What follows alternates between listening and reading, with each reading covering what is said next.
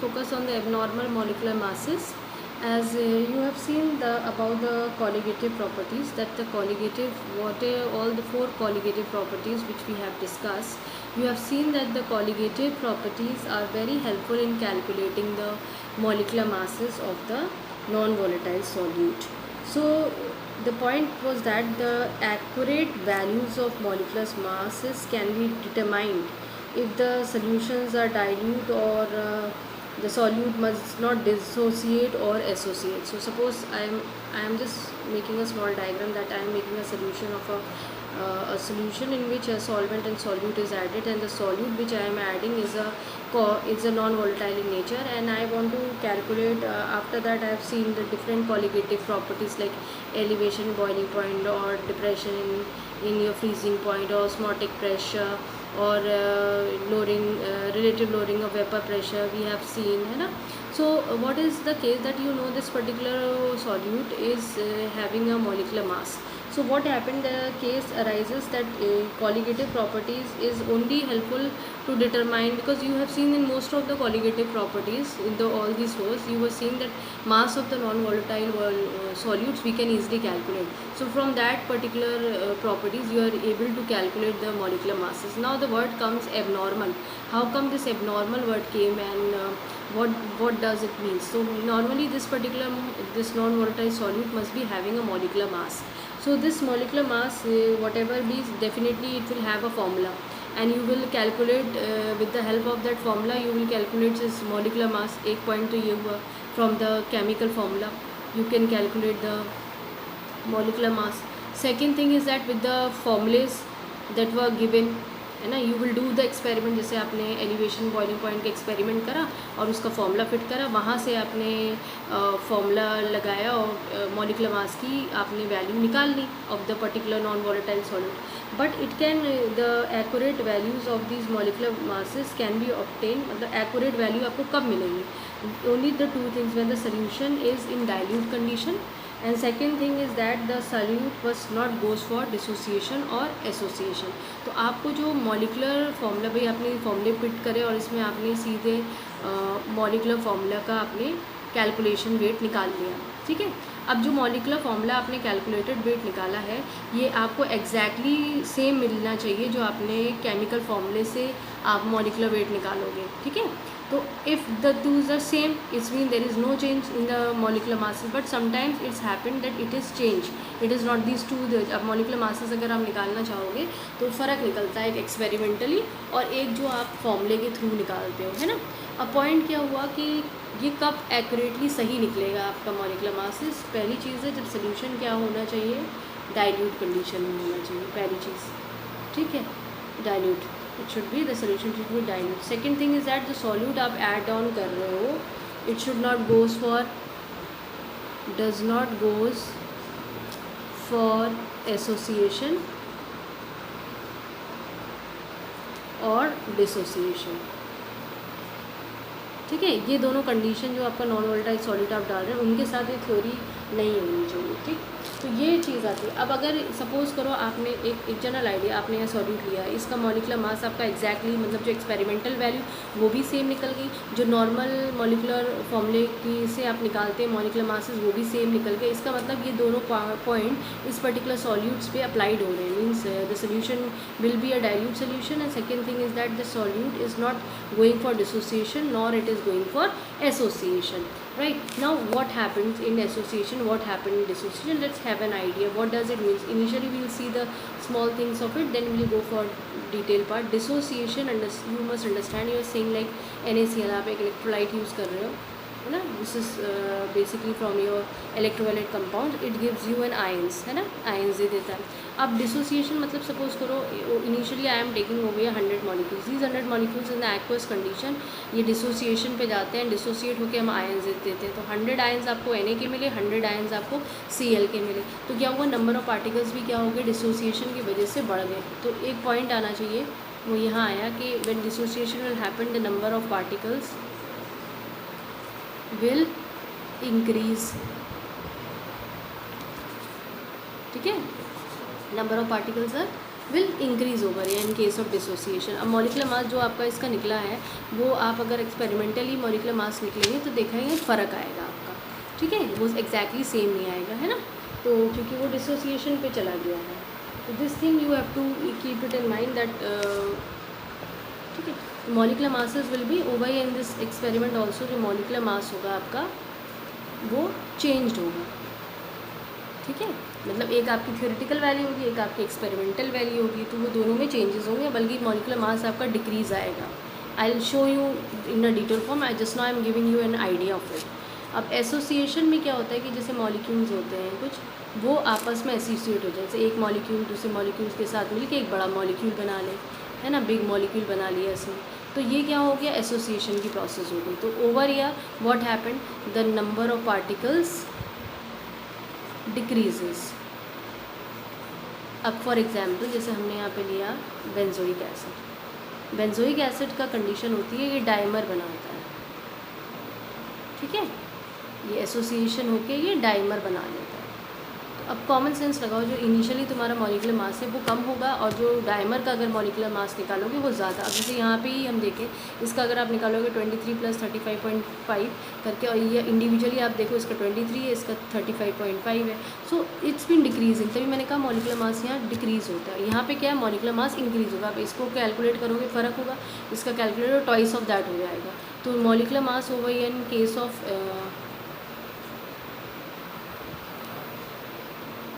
In association is increase. तो are you getting my point. अब क्या हुआ, दोनों कंडीशन एबनॉर्मेलिटी आई ना, यहाँ पे भी एबनॉर्मेलिटी आ गई, यहाँ घट गया मॉलिकुलर मास और यहाँ क्या हो गया, बढ़ गया।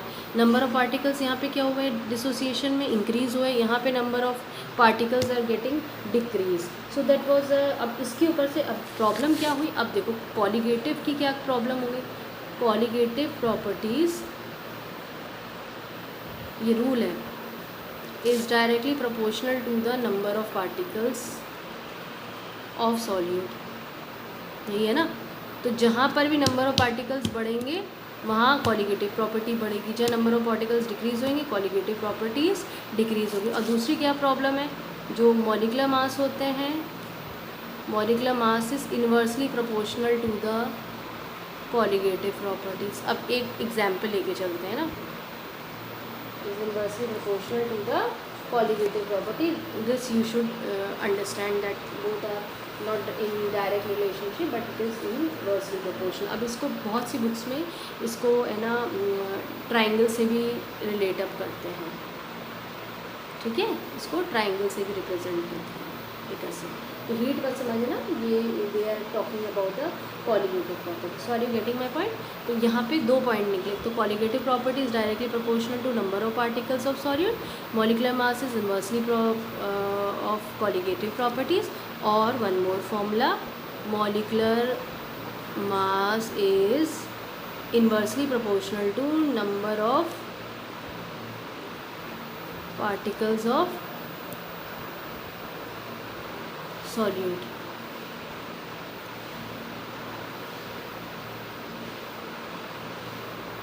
ठीक है, number of particles of solute, ये चीज़ आप हैं। तो ये तीन आपके पास फॉर्मूले निकल गए, 1, 2 एंड 3 फॉर्मूलेज आ गए। Colligative properties is directly proportional number of particles of solute, is inversely proportional, this is inversely. Now we have got the scenario of it, and let's focus on few points once again in detail one. Now just think, I have written this theory part, please write down also. Solute do not, the solutes, because we come across ना 3 types of solutes. कुछ solutes होंगे जो dissociation association कुछ नहीं show करेंगे, कुछ ऐसे होंगे the ones they will show about dissociation, the other will show about association. So we are talking about them, like solutes which do not either go for dissociation nor for association. They are urea, sucrose, glucose, fructose, you know, all the most of the non-electrolyte. Now this point is I have written non-electrolyte, but this non-electrolyte you will see in association also, right? So this thing to make it point, then molecular states or the molecular masses over here in that case do not changes.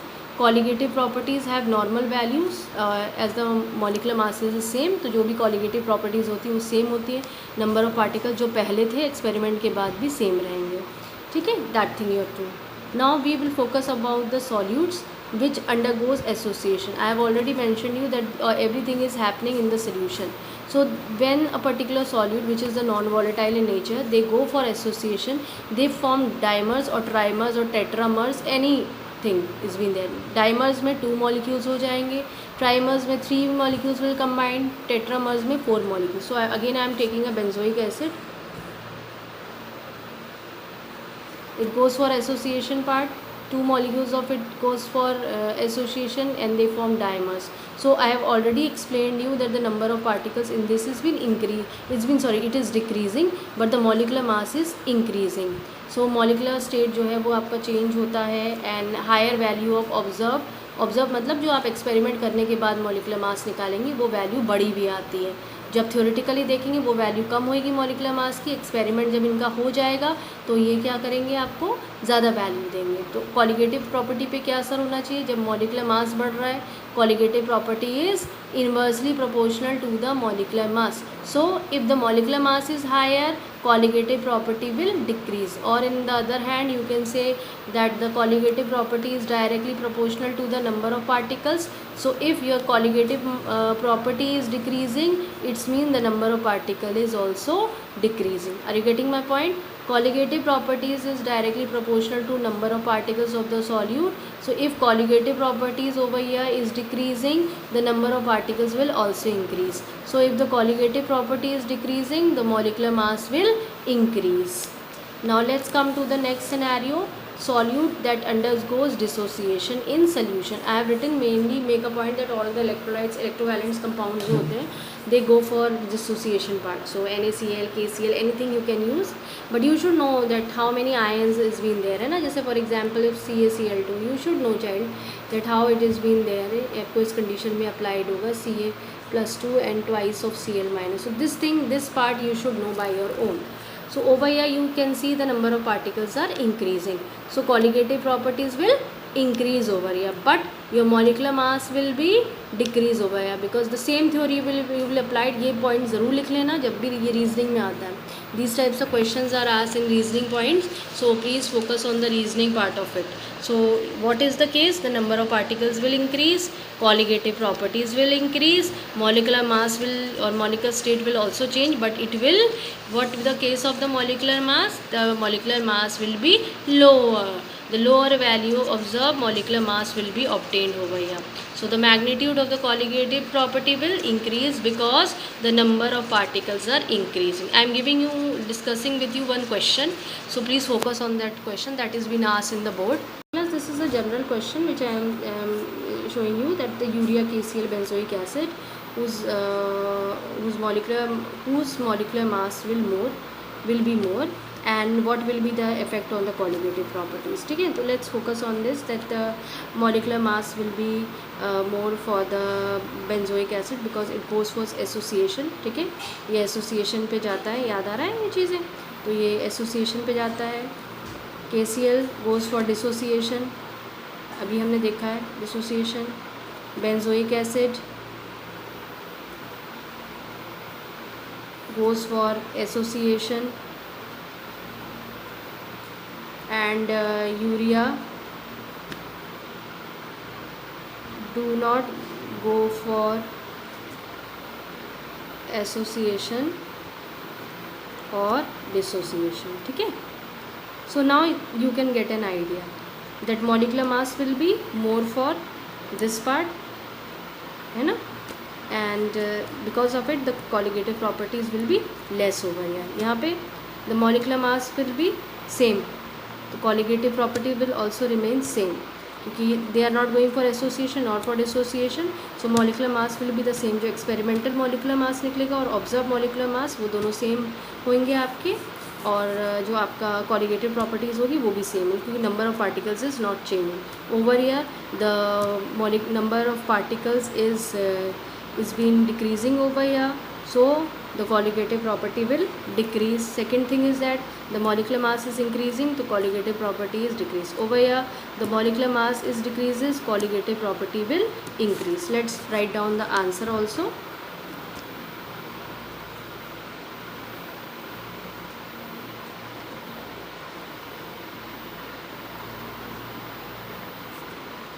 number of particles increases, colligative properties decreases. We'll see one property also, and molecular mass, sorry, it's increases, colligative properties increases and molecular mass is decreases. Are you getting my point? Now let's talk about benzoic, और इसमें एक चीज़ और लिख सकते हैं, as they go for dissociation. I think rest of the things you can make it ना. उधर क्या हो जाएगा benzoic acid में, it will number of particles will decrease, colligative properties will also decrease, molecular mass will increase as they go for association. और उधर तो कुछ भी नहीं जा रहा है, तो कुछ the number of particles will remain same and colligative properties will also remain same, the molecular mass will also remain same. So this is one of the question. Let's focus on other question also, reasoning one. Now one more question I am showing you. Please see, 0.1 m urea solution shows less depression in the freezing point than 0.1 m MgCl2 solution. Explain it. Right. Now please don't focus on 0.1 m. These are the dummy values. You have to focus on this part, that what does it means. Now you know that urea is a non-electrolyte, MgCl2 is a electrolyte, it goes for your dissociation. So let's start with the urea part. Now first of all, you know that whatever the colligative properties are there, they always depends on the number of particles. So the depression in the freezing point is what? In the freezing point is the colligative property, and you know that colligative property is directly proportional to the number of particles. ठीक है, और colligative property is directly proportional to the number of particles, इसी में लिख लो, of solute in the solution. ठीक है, so this thing you can write down. Now we know, we have an idea, colligative property को bracket में this लिख लेना, यह फॉर्मूला हमने भी पीछे पढ़ा हुआ है. Now the point is that urea, if you talk about urea is a non-electrolyte. It does not goes for association nor for dissociation. This thing you are doing, it's neither go for association nor for dissociation. This point is being there. Now let's focus on the scenario that what you have to rate with MgCl2. If you focus on MgCl2, now MgCl2, I am again telling you, these are the important questions that comes in your exam. MgCl2 is a ionic compound, or you can also say it acts as an electrolyte. It goes for dissociation. Because of that, number of particles will increase. Number of particles will increase. So this will give you ions. So it will give you ions, right? It will give you ions, and the number of particles will increase. Therefore, shows more depression in the freezing point. You can see over here also, like MgCl2 is give you two types of ions, na? Two ions it is giving you.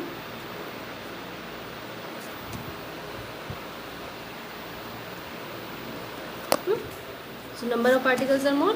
The colligative property is also more. तो colligative property यहाँ कौन सी हम study कर रहे हैं? Depression in freezing point. तो आप यहाँ लिखेंगे कि डिप्रेशन ऑफ फ्रीजिंग पॉइंट किसका ज़्यादा होगा, MgCl2 का। समझ में आ गया क्यों होगा, क्योंकि नंबर ऑफ पार्टिकल्स जो है वो ज़्यादा है। तो these types of question are coming, please focus on these points also, qualitative properties, number of particles, और अगर मॉलिक्यूलर मास का सिनेरियो तो मॉलिक्यूलर मास के बारे में आप बोल सकते हैं। ठीक है, so these are the questions which you have to focus. Please learn this type of question because alternative years or every year these type of questions are coming. अब यहाँ पे मैंने डिप्रेशन इन फ्रीजिंग पॉइंट लिखा हुआ था, आप यही question रखिए और एलिवेशन इन बॉइलिंग पॉइंट रख लीजिए, तो आपको पता है एलिवेशन इन बॉइलिंग पॉइंट किसका ज़्यादा पड़ेगा। आप किसी को भी पॉइंट आप लेके चल सकते हो यहाँ पर। ठीक है, अगर एलिवेशन बॉइलिंग पॉइंट को रखेंगे तो किसका ज़्यादा होगा, अभी भी अगर बस जहाँ जहाँ डिप्रेशन लिखा है वहाँ एलिवेशन बॉइलिंग पॉइंट लिख दीजिए। ऐसे ही अगर कुछ और टीचर आपको दे दे कोई और एग्जांपल, सपोज़ करो मैंने 0.1 NaCl दिया होता है, M का M NaCl दिया रहता, और 0.1 M शुगर दिया होता है ना, मतलब जहाँ मैंने आपको MgCl2 दिया रखा है, in place of that I can give you NaCl, और जहाँ मैंने आपको यूरिया दिया रखा है, शुगर दिया रखा है ना, तो या फिर जैसे 0.1 M है और KCl ले लिया मैंने, और यहाँ पे मैंने 0.1 M फ्रक्टोज ले लिया। I am again telling you please these values जो है आपको दी रखी है मोलैरिटी की, ये आपकी डमी वैल्यूज़ है, कुछ भी दिया हो 0.5 दिया हो 10 दिया हो, उससे कोई लेना देना नहीं है। ठीक है, but you have to focus on the number of particles, तो दैट इज़ वेरी इंपॉर्टेंट है ना। So that thing is been there that you have to focus on. 0.1 है आपने, सॉरी स्मॉल M है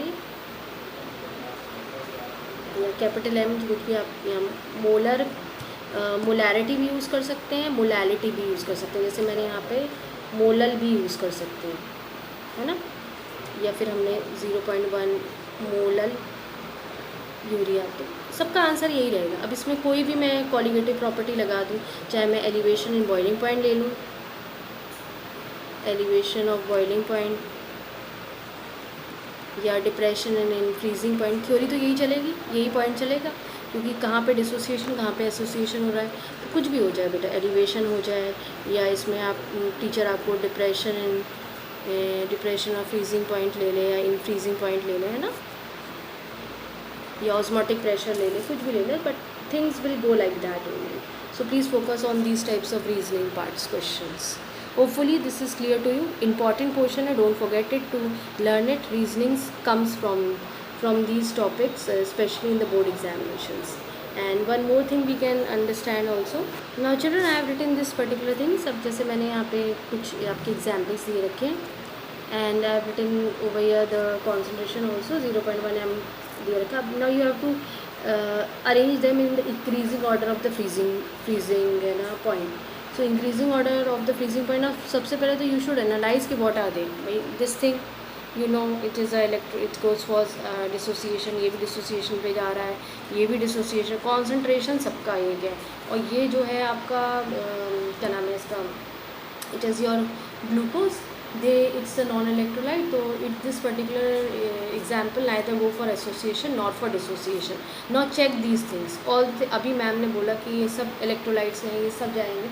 अब पॉइंट ये है कि सब इलेक्ट्रोलाइट्स हैं, लेकिन इन सब में आयन ज़्यादा मिल रहे हैं। अगर आप कंपैरिजन करिए, इनको मत देखिए, ये डमी वैल्यूज़ हैं, ठीक है, लेकिन आपको ये देना, ये तो आपको क्लियर हो गया, ये एसोसिएशन पे जाएगा, ये neither go for association not association, और आपको ये डिप्रेशन फ्रीजिंग पॉइंट के हिसाब से लगाना इंक्रीजिंग ऑर्डर के केस में, तो वो आपको देखना है कि increasing order of depression in the freezing point, तो आपको आयन सबसे ज़्यादा कहाँ मिलेंगे, यहाँ मिलेंगे, फिर यहाँ पे मिलेंगे पार्टिकल्स, फिर यहाँ मिलेंगे। तो पहला आप अगर डिप्रेशन के केस में देखेंगे तो नंबर ऑफ़ पार्टिकल्स यहाँ ज़्यादा मिल रहे हैं, 3 और 2 अलग से मिलेंगे, तो यहाँ आपको पता नहीं Al2SO4 होल ट्वाइस, तो यहाँ कैसे मिल जाएगा आपका Al+3 2 मॉलिक्यूल्स, और यहाँ पे दिस थिंग, तो टोटल 5 मॉलिक्यूल्स आयंस आपको मिल रहे हैं, यहाँ पे पार्टिकल्स मिल रहे हैं, तो नंबर ऑफ़ पार्टिकल्स आर मोर।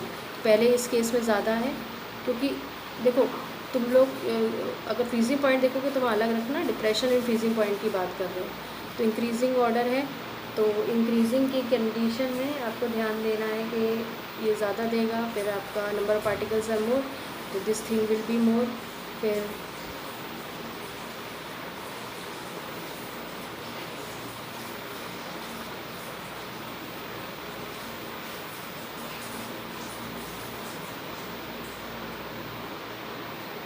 ठीक है, तो ये आप अपना लिख सकते हैं depression in the freezing point.